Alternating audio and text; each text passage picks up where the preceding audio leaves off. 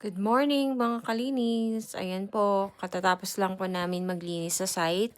So, pauwi na po kami ng bahay. Alas 8 po yan ng umaga, December 17. So, sabi po sa forecast kagabi, mag-snowstorm daw po ngayon. So, sa ngayon po, wala pa pong snowstorm. Bali, ano lang po, wala pa rin po masyadong hangin. So, blizzard lang po, yung maninipis lang po talaga na snow.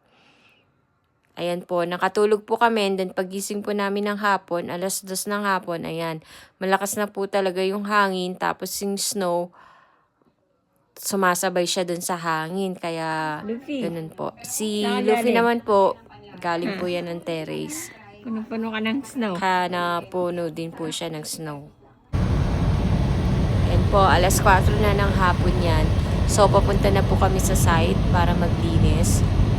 Ayan, naka-hazard na po kami dyan dahil talagang sobrang lakas ng hangin.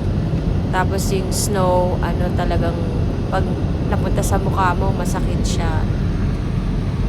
So ayan, may mga motorista din po, motorista din po, mga sasakyan na yan.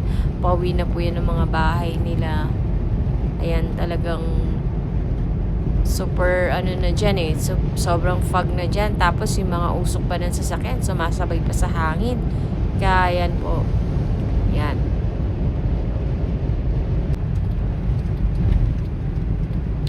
Kaya po, mag-iingat po sa pagdadrive, lalo na po ngayon, winter. Ngayon po yung kasagsagan talaga ng lamig. Ayan. So, sabi naman po sa forecast is, dadaan lang po yan. Hopefully, mamayang pag-uwi namin, medyo humupa na yung storm na yan. Talagang, ayan po, wala po talaga kayong makikita. Pag talagang nandyan po kayo sa reality na yan, talagang dahan-dahan lang po talagang papatakbo namin. Basta safe lang po makarating sa site. Meron na rin pong nag-scrape ng daan sa bandang kanan po namin, meron na. Ayan po, nandyan na po kami sa site. Ayan. So, ang lakas ng hangin kung makikita nyo po. Talagang mabuti na lang maaga sila nagsiuwian dahil alam nila may snowstorm.